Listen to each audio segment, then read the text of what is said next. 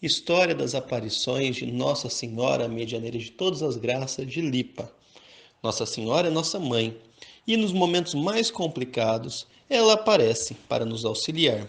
Quando a situação está complicada, quando a história está em um momento mais crítico, ela intervém para nos ajudar no caminho da salvação como nossa boa mãe.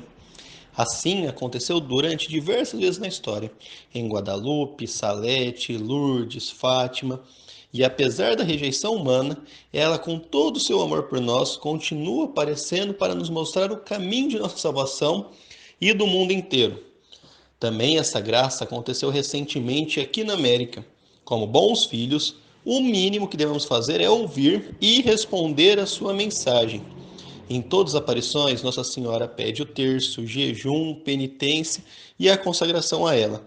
Neste caso, nessa aparição, ela especifica a consagração total de São Luís Montfort. Vamos aos fatos. Onde aconteceu? Nas Filipinas. Quando? Em 1948 e 1949. A quem? A monja Teresita Castilho.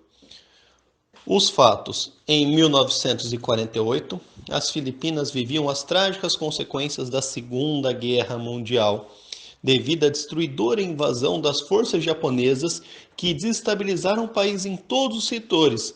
Na economia, a sociedade, a política, o povo sofria muito.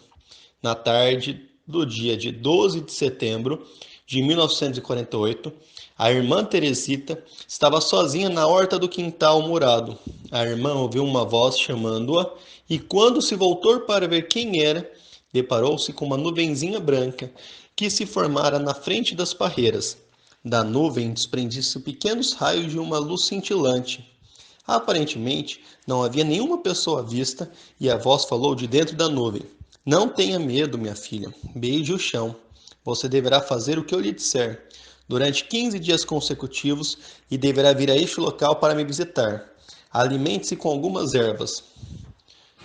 Observação.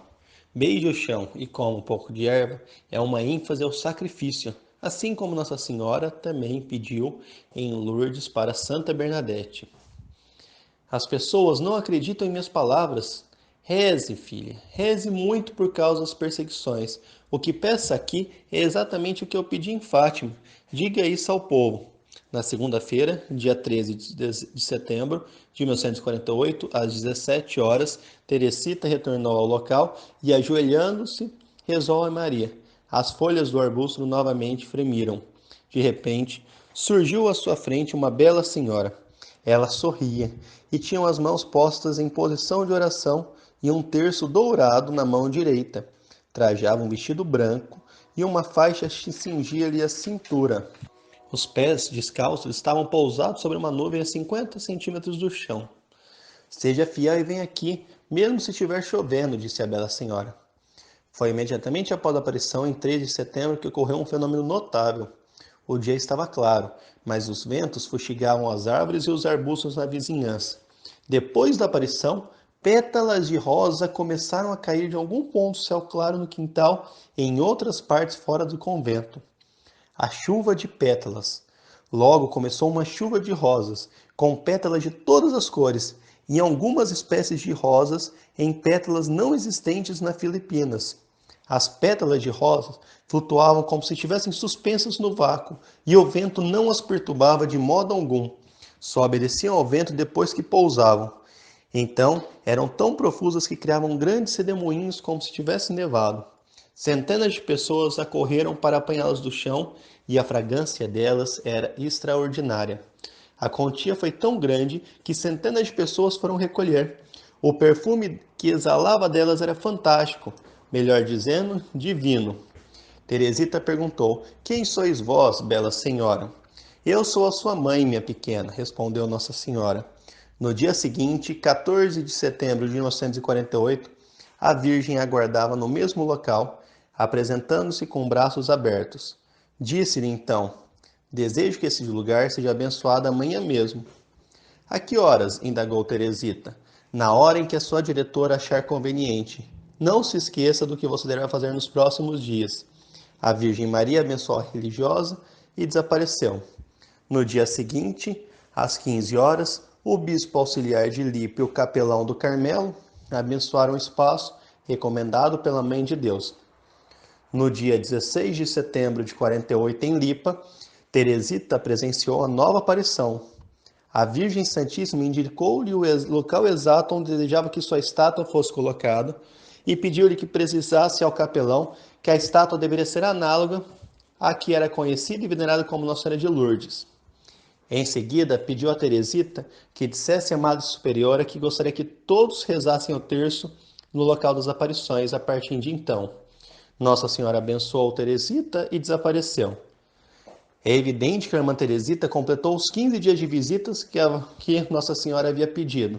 A certa altura, a Bela Senhora identificou-se como Maria Medianeira de todas as graças e pediu que construíssem um santuário dedicado a ela sob este título no lugar em que aparecera.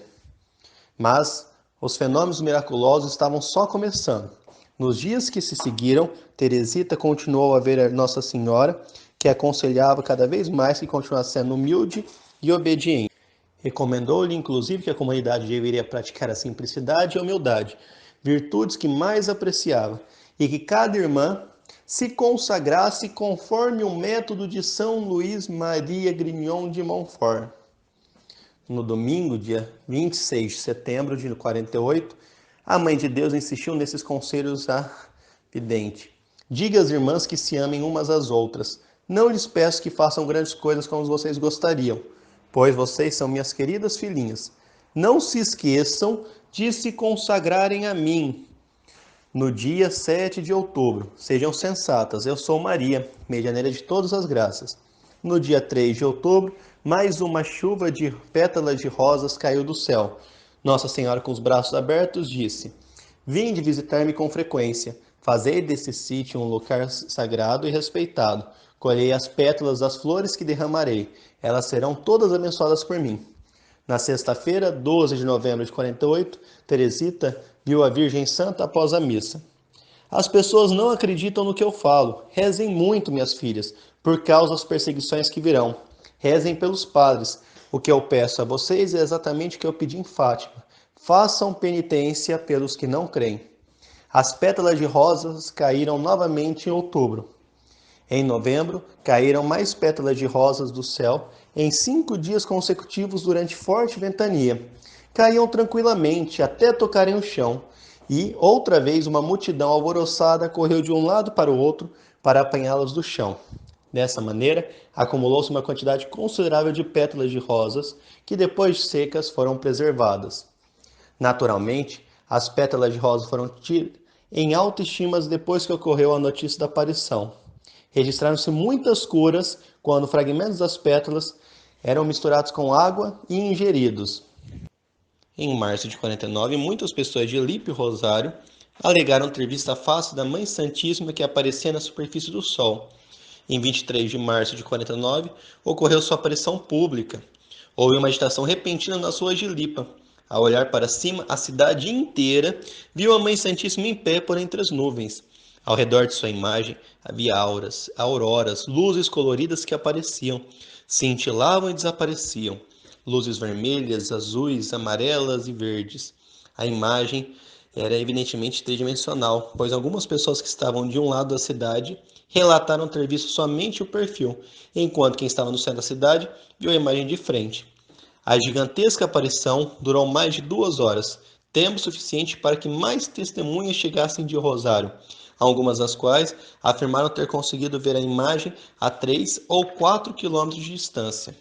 Foi construído um santuário no local das aparições e também uma capela em Lipa, em honra a Nossa Senhora Medianeira de todas as graças. Pétalas de rosas, encerradas em invólucros de plástico, foram enviados a todas as partes do mundo.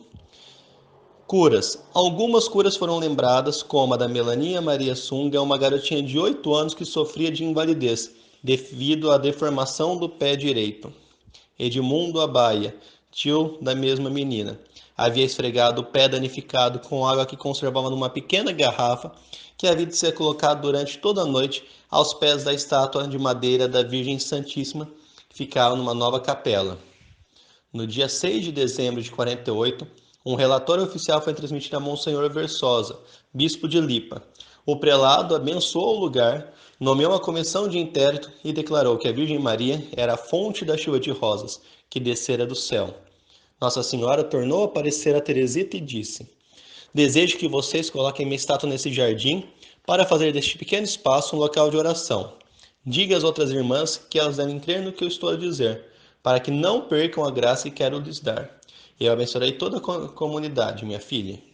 Que nós também possamos aceitar o pedido feito por Nossa Senhora em Lipa, aceitá-la como medianeira de todas as graças, saber que por ela escorrem todas as graças que são derramadas por Deus até nós, saber que ela é o meio que temos para a santificação, aceitar o seu pedido, fazer a consagração que foi tão fortemente pedido por ela, consagração segundo o método de São Luís Maria de Montfort, uma consagração total de entrega e de renúncia a ela. Também devemos aceitar os seus pedidos, o pedido do terço e o pedido do sacrifício. Que nós saibamos aproveitar essa grande graça. Nossa Senhora veio até nós nos indicar o caminho de salvação. Assim como nossa mãe nos deu esse pedido, que como bons filhos saibamos seguir da melhor forma possível esses conselhos amorosos maternos.